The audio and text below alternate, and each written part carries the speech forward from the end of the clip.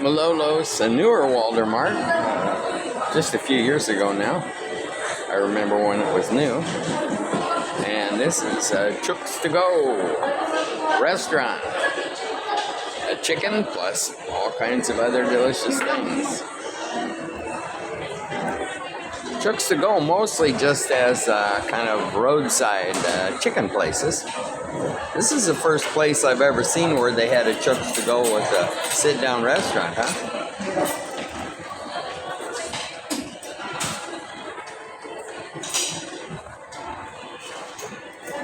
What do you got today at Chooks to Go? Pork silog. Pork salad. That must be what I had last time. Maybe pork tapa silog. I thought it was tapa, but it did look like that. It was fine. It's like mix, parang mix. Oh, Pork and beef. that's what it is? Yeah. I thought it's Because said pork tapa eh. Tapa is beef. Huh. Oh. And I got Chixilo. Chicken, egg, and rice. And of course, my ever-present coffee. My ever-present second coffee from Zeus. Greek god of coffee, I guess. Let's eat. Well, the United States is off like a rocket in Iran. Well, this is a very interesting thing. Certainly, Iran has been a plenty bad actor, but I think it's just very interesting that Obama had a deal with Iran to regulate their nuclear activities. And of course, just like in the Philippines, whatever the president before did, the next president has to get rid of. That's the way it works. It's like the train here, huh? Yeah. The train was off and on, depending on whoever the last president was. The next president had to redo the whole thing, you know? He had to come up with his own plan because that guy couldn't get the credit. So, of course, since Obama did it, Trump had to reject it, and he did. And then fast forward to this year when all of a sudden they decide that Iran is moving rapidly with its nuclear activity, and so we basically bombed the shit out of them again, and Trump claims that it's their nuclear program is completely obliterated. It'd be decades before they will ever be able to do anything. Yeah. And the intelligence activity said, no, that wasn't true. It was just a setback. So we had completely obliterated it earlier this year, but now Donald decided that it's not obliterated after all, and that they're within weeks, you know, of making some major progress on it. So anyway, we have to re-obliterate it again, I guess. I just wonder, does anybody not remember what happened in Iraq? Does anybody not remember how they thought Saddam Hussein was connected to 911, which he wasn't? And the government put forth all kinds of propaganda information, including by Colin Powell, which later on he was really sorry that he fell for that. But it was about the weapons of mass destruction. They showed you all his satellite pictures and stuff.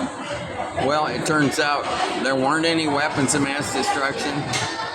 There was no real big ongoing program.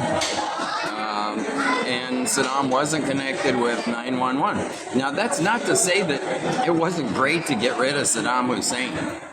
But you see how the takeover went. It didn't go well at all.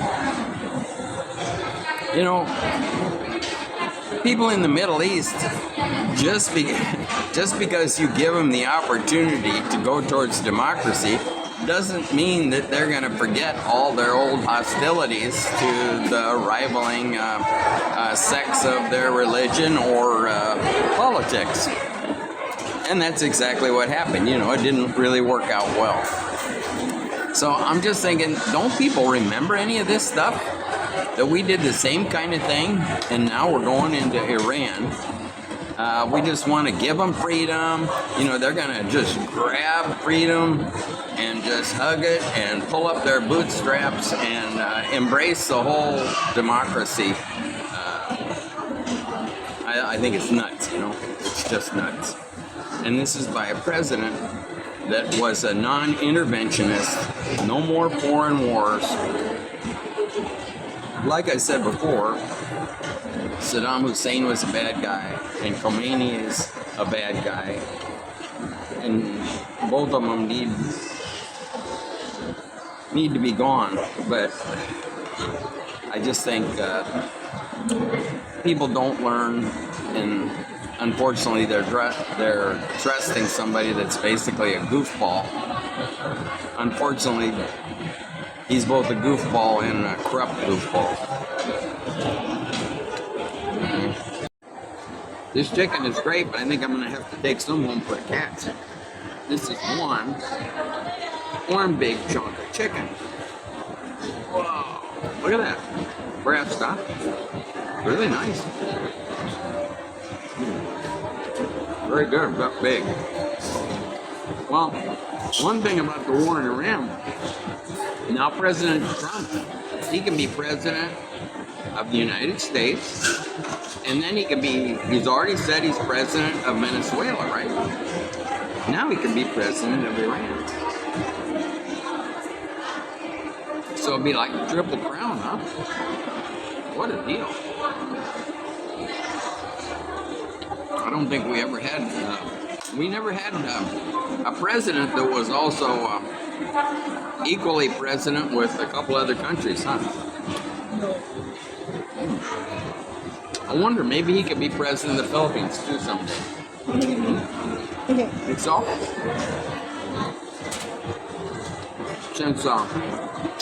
Since Sarah Duterte and Bongbong aren't getting along so well, how about a unity team with Trump? Huh? He could be king. He could be king of the Philippines. And then Bongbong could still be president, though, you know? You know, kind of like share the wealth deal. And then Trump could set up a whole bunch of golf courses here, hotels. It'd be great. Yeah. Make Philippines great again. I think it's a real plan.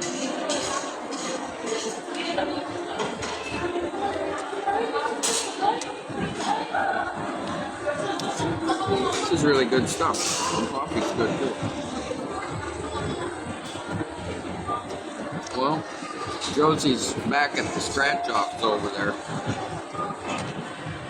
I can't believe it. I'm just about full. And I still got a coffee left. And I'm still working on making a dent on this chicken. Huh? Really good. How much is this? This is $195? Yeah. Pretty good deal. Huge amount of rice. Way too much rice. There's too much rice. Way too much rice. Look at this. I got an entire plate of rice. Yeah, way too much. But it's really good for the money. Really great. Is this an only rice place still? No. I was thinking because there's so much rice in the first place. No, that's why there's a lot of rice there. Because it's not only. You know, a lot of the places, they give you unlimited rice deal, which is like totally unnecessary because it's all carbs, but it's filling and it's inexpensive and people love it, you know. Filling up.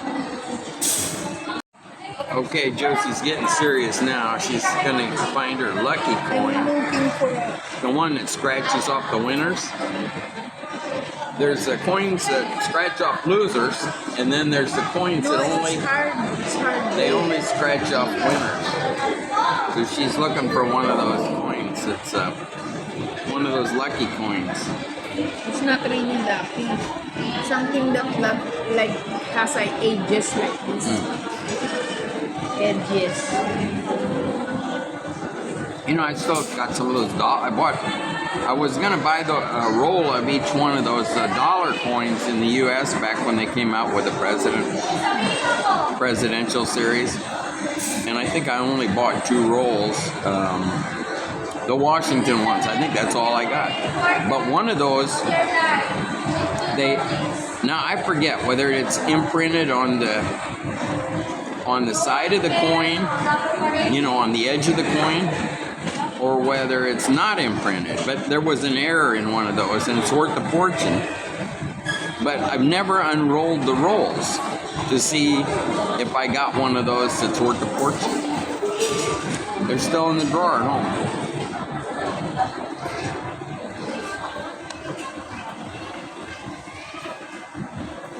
I got the feeling we got some Fast and Furious cheesiness going over there.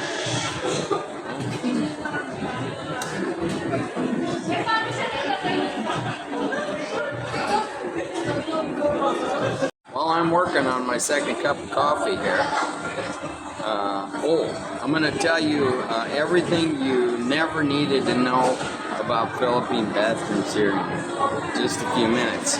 But in the meantime, Josie's going to tell you about the story that she heard, and I looked this thing up too, about the governor going down the road. It's about the governor of Bulacan.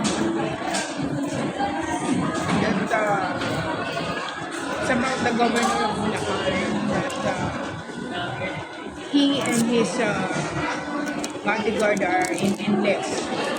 That's like the interstate. Yeah, he's losing the index. The 4 lane. But then at that time, he's using the 4 lane. There's a car that overtake to them, and then they got pissed off and trying to, I don't know, To block the car. block the car. Yeah. But then, It turns out, who was it? It was the son of Bongbong. The son of the president. Then I don't know what happened. Yeah, well, I looked some of this up, and the governor didn't comment on it. He didn't want to comment. Yeah. But the story, as you were telling it, and as some people tell it, is that this entourage, and politicians frequently do this in the Philippines. They go down the road in convoys with lights flashing, horns honking, and in convoys, and they just weave through the traffic, sometimes with motorcycle escort. But in this case, it's alleged that the governor's convoy was blocking all 4 lanes of NLEX. Yeah. But I looked up, and they only had 3 vehicles. Yeah. So this means they were straddling the dividing lines to block the whole entire road. So we don't really know whether this is true, but it's definitely a story that has been circulated. I looked up to see, because it made me curious what the actual law is, about these politicians and running in convoys. And it says that actually they're only supposed to take up 1 lane. A convoy is only supposed to take up 1 lane. They can't go down and block the entire NLEX. And the other thing, they are supposed to allow people to overtake, to pass them. So we don't know what the story was, but it was just interesting. The only exception to this is the president and the vice president. You cannot pass the president and the vice presidential convoy. Yeah. But we see this all the time all the time. And it's just local, I think local governmental units do this. But it's really, I don't ever remember seeing anything like this except maybe for the President of the United States. But in the Philippines, all the time you see, convoys going down the road. The traffic is so bad, they usually travel in convoys, Yeah. and they're almost considered like you would stop for an ambulance. That's the way it is for these politicians. They definitely have special privileges here in the Philippines. Okay, now, what I was going to tell you about, I want to show you.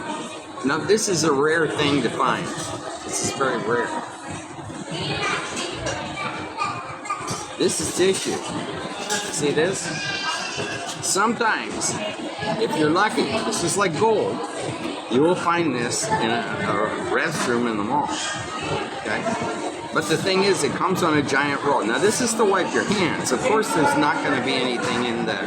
There's not going to be any toilet paper. Unless you go to S&R. S&R is my kind of place. But this is what you get to dry your hands. Do we have some water here for a full demonstration? Okay. You're going to use that again? Can I stick my fingers in it? Okay, I'll stick my fingers. Fingers are going in the water here. Okay. Now, let's just a little more. I'm drying my hands, right? I'm drying my hands. Okay. This is what happens. Of course, my hands aren't really fully wet, but this is toilet paper, actually. This is real cheap rolled toilet paper, but it sticks to your hands. If you can find some of this to dry your hands, it sticks to your hands. And when you come out of the restroom, you go like this, and you make a snowstorm of little particles. So, anyway, that's my story about everything you wanted to know about a Philippines restaurant. Were you impressed? You don't look impressed. No, I'm tired kasi. Until now, I'm tired. Look at my eyes. How long? You slept how many hours last night? I don't know. You fell asleep on the couch at 9. We went upstairs about after 1. And then you slept around in bed for a while. And then you finally fell asleep about 2. But then you woke up at 8. Yeah, so you got a lot of sleep. Traveling is tiring. Yeah. Gotta get the whole story. The unedited version. You know, the exciting one. We were just noticing something that looked like KKK, the Ku Klux Klan. Okay. But actually, there's a KKK here. What is KKK? Minsan kabuhayan at But what is it about? I don't know. I forgot na. It's been a long time. But I see it when we're going. I'm not studying now. When we're going to Manila, there's a big roundabout, and it has all of these like KKK and emblems. But here's the weird thing: it has like the skull and crossbones and everything. So it looks like Ku Klux Klan, but it's not. It's a Filipino thing, whatever it is.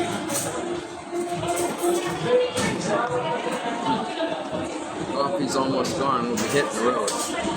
Gonna be.